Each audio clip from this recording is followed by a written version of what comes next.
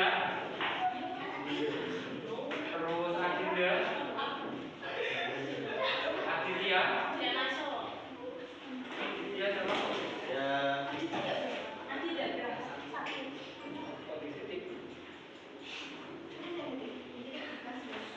Sakit ada isinya.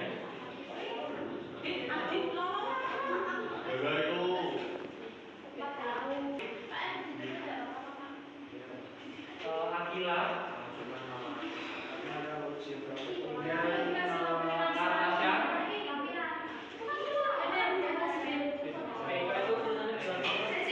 terus Dita, Anugrah,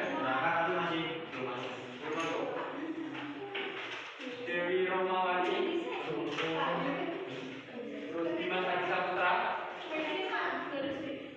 Risa Indonesia, terus Fadli, para Adilina, Indonesia, Ricky Rosalia, Margaret Ajini, Muhammad Alvin, Muhammad Salis,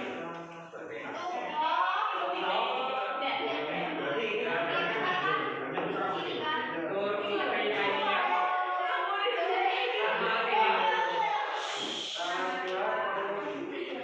Rama Syarifah. Sebenarnya nih, Bapak mau tanya, di sini anak-anak ada yang tentunya pernah dengerin ya cerita tentang bagaimana sejarahnya tentang terbentuknya Danau Toba. Nah, ya. Ceritanya tahu ya? Tahu. Nah, dari cerita Danau Toba itu jika kita sambungkan dengan materi kita yang akan kita pelajari tentang cerita sejarah, pengertian dari teks cerita sejarah itu apa? Ada yang tahu nggak? Pengertian teks cerita sejarah. Cerita yang bercerita tentang masa lalu. Terus ada apa lagi? Yang terjadi pada masa lampau. Apa?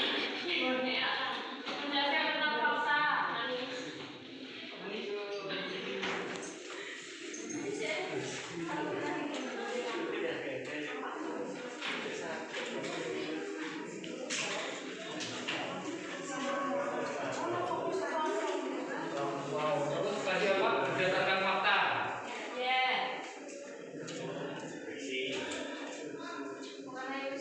Kok kenapa sih?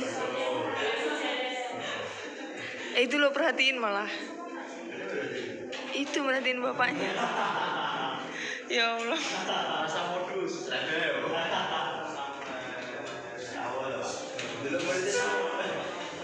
Nah, dari pengertian ini dapat kita definisikan yaitu cerita sejarah merupakan teks yang berisikan tentang suatu kejadian yang terjadi di masa lampau dan berdasarkan dengan fakta. Jadi ada dua poin yang harus digarisbawahi yaitu teks yang itu isinya sebuah peristiwa yang terjadi di masa lampau.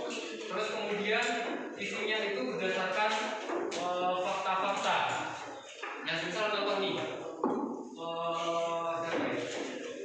misal ada peristiwa atau kejadian, contoh saja si Ali. Katanya si Ali 2 minggu kemarin si Ali itu jalan-jalan dengan seorang perempuan asik. Dia di kota di pengalaman, kemudian mampir,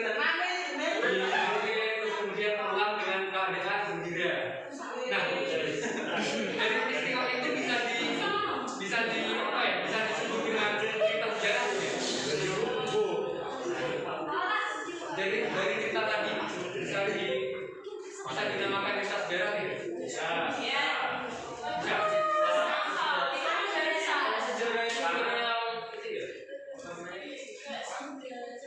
Yang sudah itu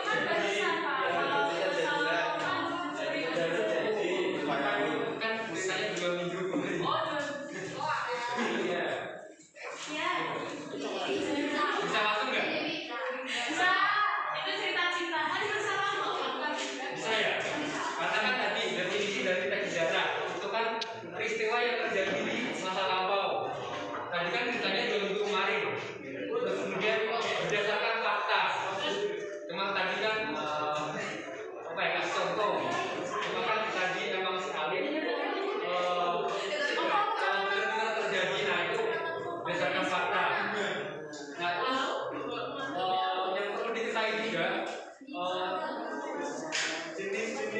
teks sejarah itu ada dua, yaitu teks sejarah fiksi.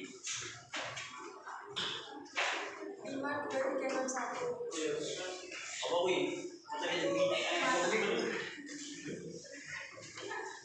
Ambil dicatat ya. Ya Allah. Awak paling tidak capek.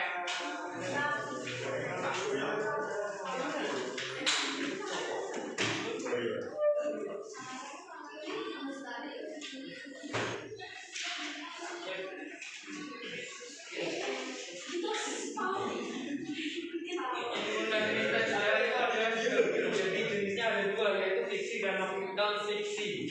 Nah, untuk teks sejarah yang fiksi ini biasanya itu sebuah peristiwa yang benar-benar terjadi, cuma biasanya penulisnya itu menambahkan apa ya, kayak sedikit menambahkan di dalam ceritanya gitu. Terus kemudian yang non fiksi itu teks ceritanya itu isinya berdasarkan benar-benar fakta, jadi tidak ada tambahan dari si penulis. Nah, contohnya dari kita teks sejarah yang fiksi ya, itu contohnya ada novel, terus kemudian cerpen,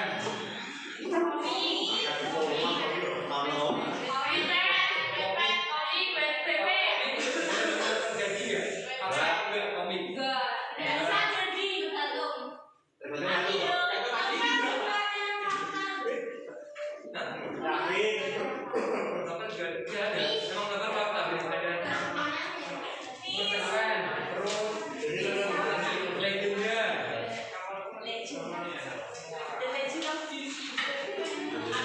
Nah, kayak misal tadi cerita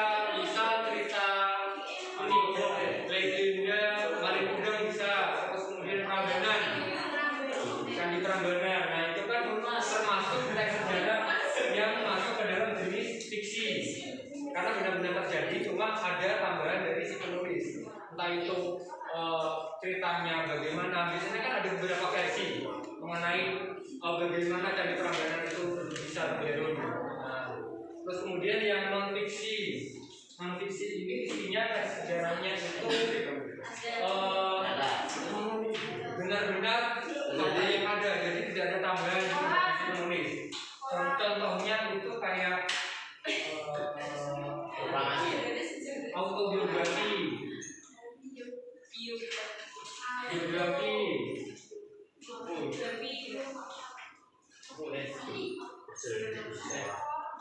terus kemudian apa lagi ya? Serangkaian cerita sejarah.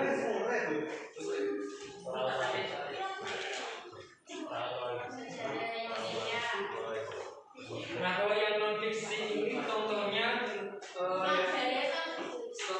itu kayak misal ada teks yang isinya itu menceritakan tentang kemerdekaan.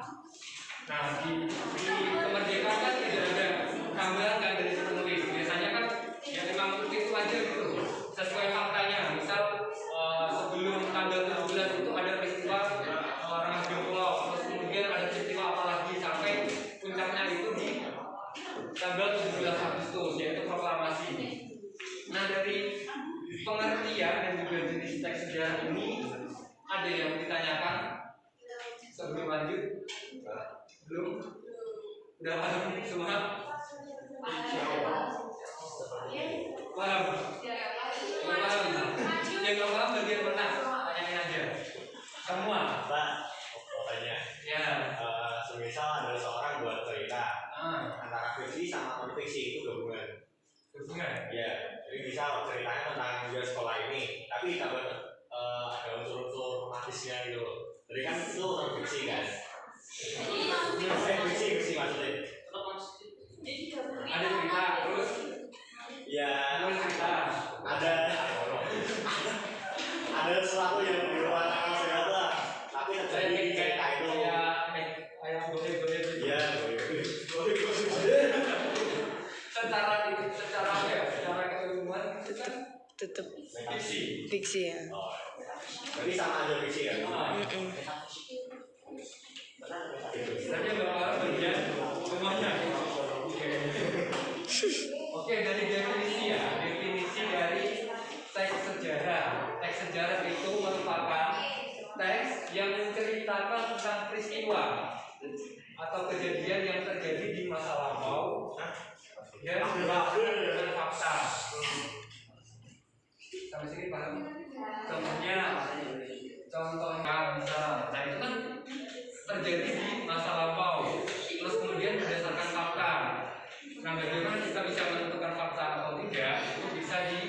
ketahui dengan mencari 5W1H. Tahu ya 5W1H ya? Nah, terus kemudian dari definisi sudah paham? Ya, terus lanjut ke jenis teks sejarah. Jenis teks sejarah ada dua, tadi fiksi sama non fiksi. Nah, untuk fiksi itu biasanya teksnya itu isinya itu berdasarkan fakta, cuma ada tambahan dari si penulis, jadi tidak benar-benar sesuai fakta. Yang biasanya teks sejarah fiksi itu bisa ditemui di novel, cerpen, legenda. Seperti tadi contoh ada yang menceritakan tentang Candi Prambanan, terus kemudian kalau tidak Danau Toba, itu kan memang benar-benar fakta, bentuknya ada kan, seperti Candi Prambanan ada bentuknya, cuma ada tambahan dari si penulis teks. Terus kemudian yang kedua itu non fiksi, itu isi teksnya, teks sejarahnya itu berdasarkan fakta, macam isi dari teksnya itu tidak ada tambahan gitu, benar-benar sesuai fakta. Bisa ditemui di cerita-cerita sejarah, kayak semisal tadi tentang kemerdekaan, terus misal Hari Pahlawan. Nah itu kan gak ada tambahan kan dari penulis, emang benar-benar kejadiannya seperti itu dan ditulis seperti itu gitu. Sampai sini paham? Nah, bisa dilanjut ya? Oke. Nah, untuk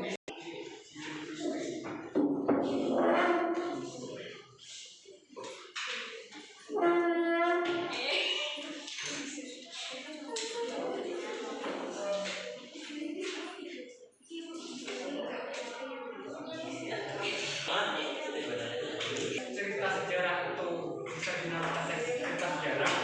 Nah, itu ciri-cirinya ada 4. Yang pertama itu terjadi di masa lampau. Jadi isi dari teks sejarah itu isinya menceritakan tentang kejadian-kejadian atau peristiwa-peristiwa yang terjadi di masa lampau.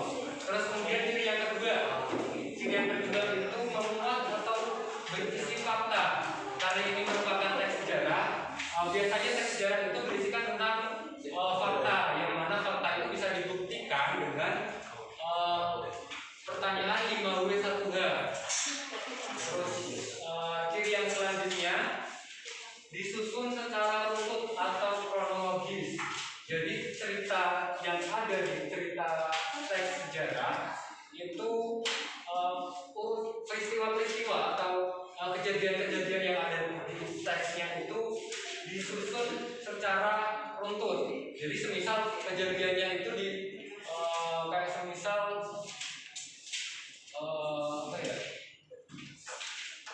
misal tadi tentang mulai dari tanggal berapa sampai puncaknya di tanggal 17 atau pada saat proklamasi.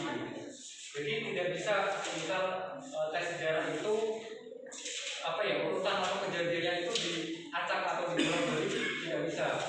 Terus kemudian ada terakhir itu menggunakan konjungsi temporal. Ada yang tahu konjungsi temporal?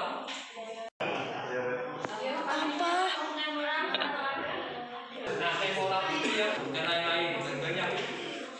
Nah, dari ada yang ditanyakan?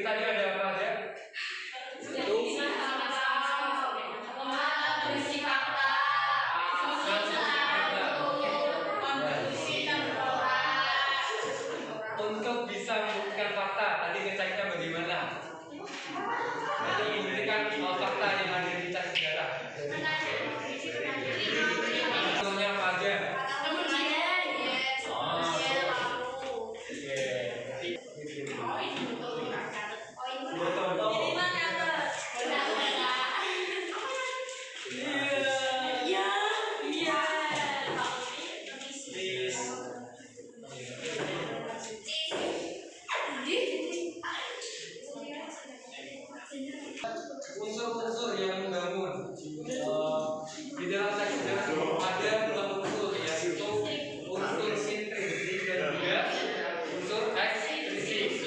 Nah, untuk yang pertama, unsur intrinsik.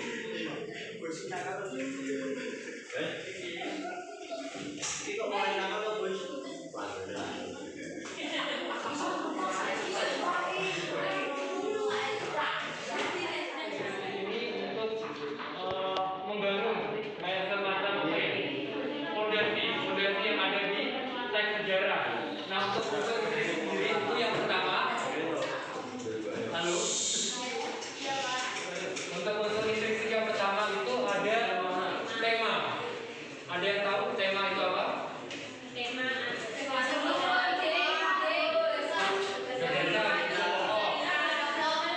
warna apa?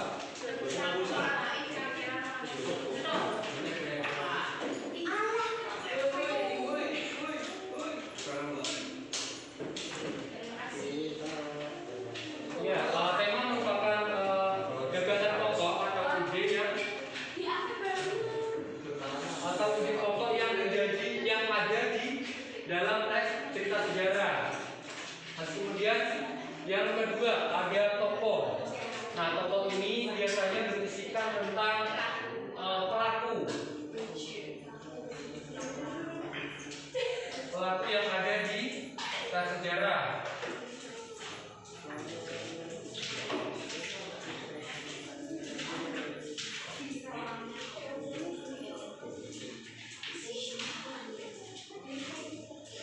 Terus kemudian latar ini merupakan keterangan. Ada latar dibagi jadi ada berapa? Latar ada 3. Yang pertama apa? Waktu, tempat.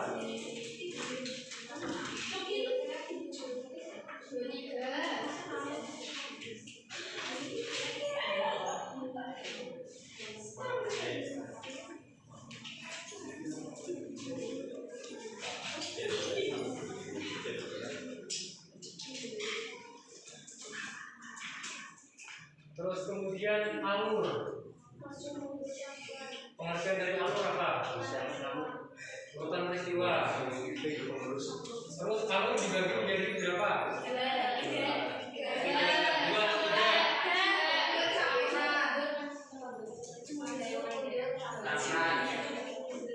Dibagi menjadi 3 ya. Apa aja? Maju, mundur, terus arahnya.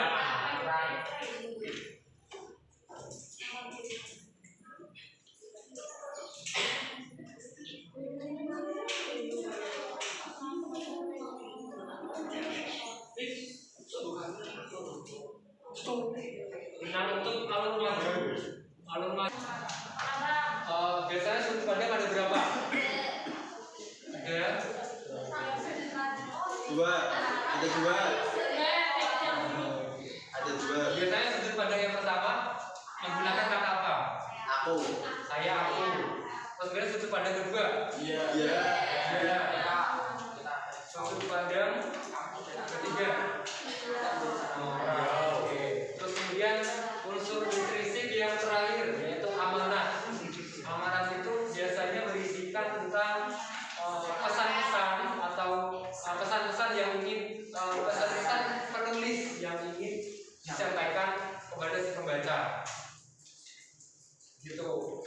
Terus kemudian lanjut unsur yang unsur intrinsik dulu. Dari unsur intrinsik ini ada yang ingin ditanyakan? Nah, unsur ekstrinsik merupakan unsur yang mempengaruhi karya sastra yang biasanya itu berada di luar. Nah, kita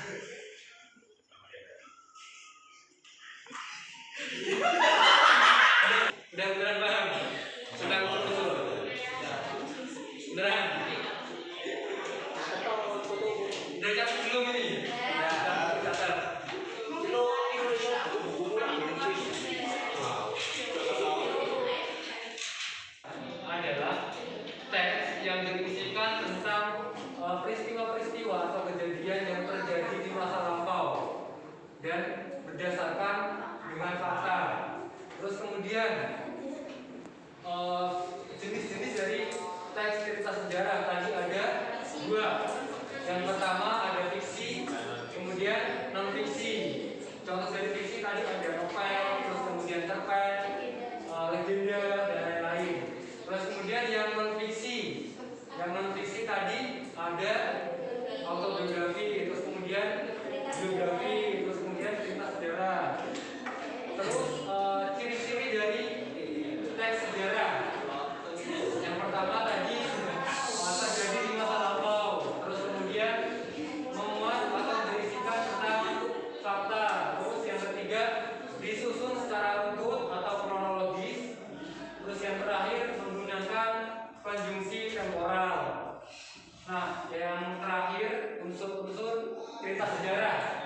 Unsur-unsur cerita sejarah ada dua, yaitu ada unsur intrinsik dan juga unsur ekstrinsik. Untuk unsur intrinsik sendiri itu yang pertama ada tema. Tema itu merupakan gagasan atau ide pokok. Terus kemudian yang kedua ada tokoh, pelaku yang ada di teks sejarah, kemudian tiga latar, ada empat yaitu alur, sudut pandang, amanah. Terus kemudian yang unsur ekstrinsik ada nilai pendidikan, politik, patriotik, kemudian moral. Oke, mungkin itu yang bisa Bapak jelaskan pada materi kali ini. Untuk pertemuan selanjutnya, silahkan anak-anak bisa mempelajari lebih mendalam lagi mengenai materi yang sudah Bapak jelaskan. Terus bisa untuk bukan mengerjakan kayak nyicil kerja